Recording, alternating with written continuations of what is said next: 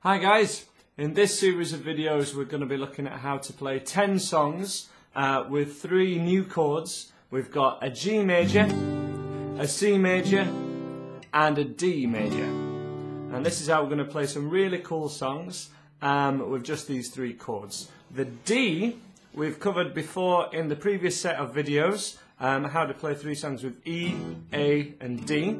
So if you want to know how to play that D chord, check out the previous set of videos and we'll get you playing onto the record with those. But in this one we're going to be focused on a lot of songs which are in the key of G, which means that these songs are going to start on G, and also the other chords that we use with them, C and D, sort of fit in the family of G. When we start on a G chord, a C and a D sound really good when we play after it.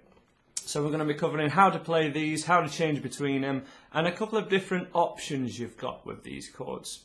So this is the normal standard way you will play a G major chord on any guitar. We have your middle finger on the thickest E string at the 3rd fret, which should be where you have a dot on the top of your guitar. Some don't, this one doesn't for example, but most standardized guitars do. That's where your middle finger goes.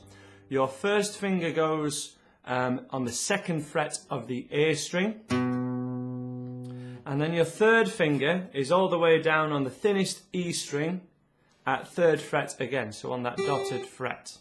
And if all those 3 are right on the tips of their fingers, some people have a habit of flattening off their 3rd finger when they go for this G chord, but I need you to make sure that they're on the tips of their fingers so that they all ring out great. And it should sound like that.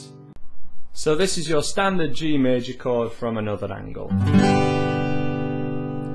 A couple of important points to note from this alternate angle is you want to make sure each finger is at this side of the fret and not at this side.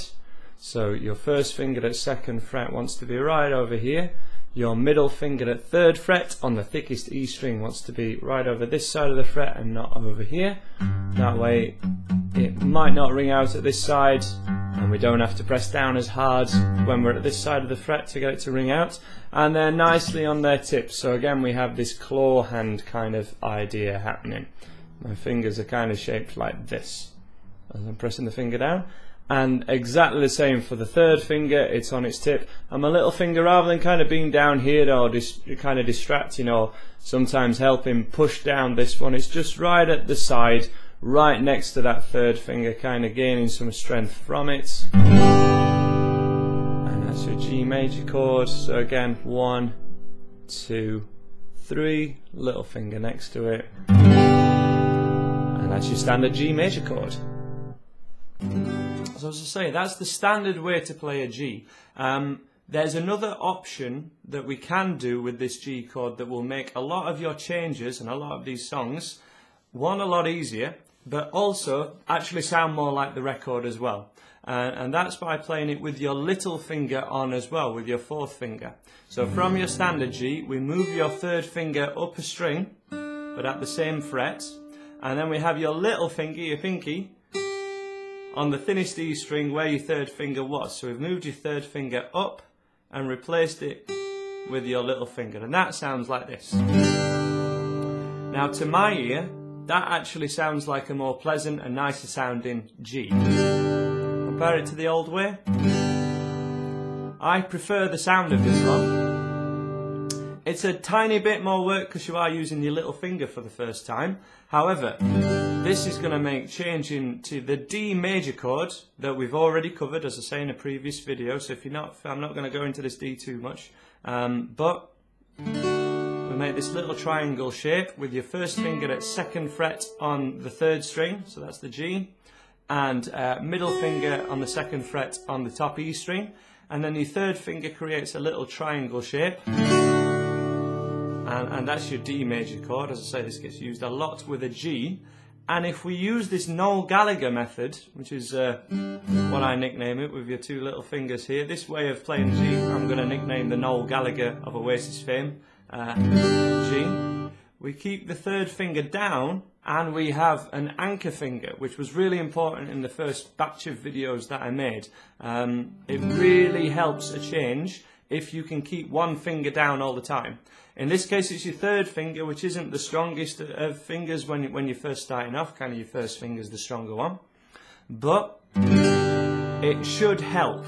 Keep that third finger down and you can change to a D chord. In my opinion, much easier, and in my experience much easier for a lot of absolute beginners than going for the standard G and then having to lift all fingers off and trying to find your D chord from there. This gives you a point of contact and it makes that change a lot easier. So your alternative G major chord, this is your standard one. Third finger moves up one string and your little finger, which was right next to it a second ago, goes on the thinnest E string. So your little finger's on the thinnest string and your third finger is on the next string up, which is your second string. First and second finger are exactly the same. They're where they were before, and everything on its tips. If these two fingers, the temptation is going to be to hit them flat like this. If they're going flat like this, it's unlikely that these top two strings are going to really ring out at all. We need them on the tips of their fingers.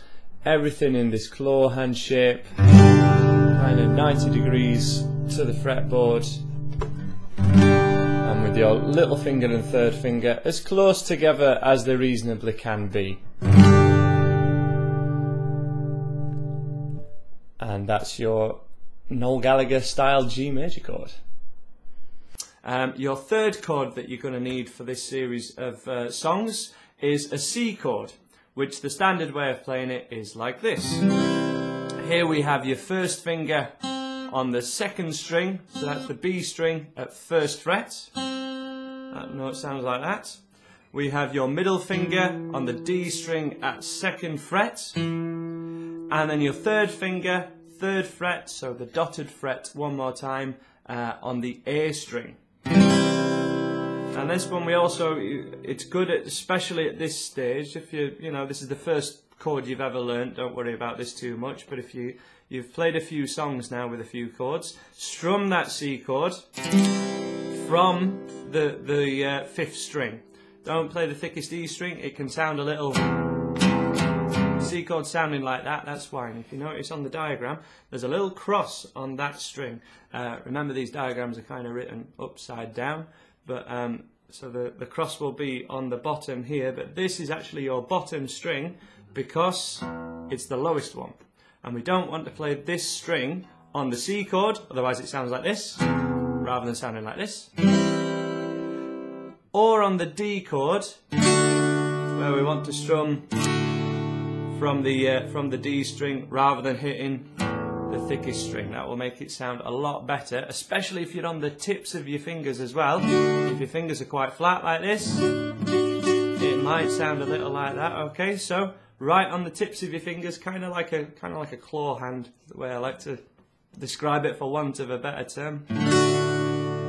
That's your D chord, and then we had the C chord like this. For your C major chord, really making sure that each finger is right on the tip. Your first finger most definitely, otherwise this thinnest E string here will not ring out if it's kind of on the side or anything like this. So we need it right on the tip, again not at this bad side where that one won't ring out either. It needs to be at this side of the fret, and then that first finger will sound fine. Middle finger and third finger as well, both at this side of the fret. And that's how we get your C chord to sound great. It can be tricky. It's the first chord we've gone for with covering 3 frets. E or A only kind of cover these first 2, so everything might have been a bit of a squash before, and now we're really spread out. If you're really struggling, you can use a capo so that your frets get closer together, moving the C chord further up the fretboard, but there's no really other way of getting this chord to sound great other than doing it little and often and making sure that your C chord sounds great. Okay, we've got a couple of options with how to play this C chord as well as the standard way of doing it. This is going to be a very similar way to the option we had on the G, so the Noel Gallagher method, as I like to describe it. When we play this C, that's a big change from both the G and the D. which the G to a D was quite a big change as well when you're first getting used to it. But what I would like to introduce to you is a way to play a C, which is a C add 9, which again sounds really great for a lot of these songs. This is actually the C that will be used in this song. This isn't a easy cheating beginner's C. This is a C that is used in songs because it sounds great. After you've done a few songs at this stage, I would like you to be able to change between a full normal G to a full normal C and the D. But to be able to do this in songs and get the sound of the record, this method is actually really used an awful lot, especially with these 3 chords in this sequence. So we have a G chord with the Noel Gallagher method. Play this with me now. So 3, 2, 1. This is your Noel Gallagher G. Then to play your C chord, we just move your first finger and your middle finger down 1 string. And don't play the thickest E string. And it sounds like this. This is your Noel Gallagher C chord. And it's not just used for Oasis songs, it's going to be used in lots of songs. For example, we're going to be able to play Free Falling with this chord change. And then to a D. And that third finger is going to stay down the whole time, which, as I say, is going to make this a whole lot easier for you. But I just want you to know exactly what chords we're playing here. Also, for another song that we're going to be going for, Sweet Home Alabama, this is the proper way to do those chords, even to do the riff. That's how the chords are made. It's not actually a full C. So really, really useful stuff. And so yes, just as a little bit more explanation as to why this is a C chord, because your fingers seem in totally different places, right, to where they were before. These 2 notes are actually the same, where your first and second finger are on a Noel Gallagher C chord, as to where they are on a normal C chord, but with your second and third fingers on them. They're the same 2 notes regardless. But this just keeps it in a really similar state to the G and the C. And then when we move to a D, we have a third finger anchor. So as I say, I'd really like you to use this method for the most of these songs, unless I tell you otherwise, because it really gets the sound of the record. But after these videos, after you sort of progress on, please be able to change between a normal G and a normal C and a normal D, because that's also fundamental to doing songs that don't begin on a G, that aren't in the key of G. And that's going to be everything that you'll need for this set of videos. We'll cover strumming patterns and everything like that.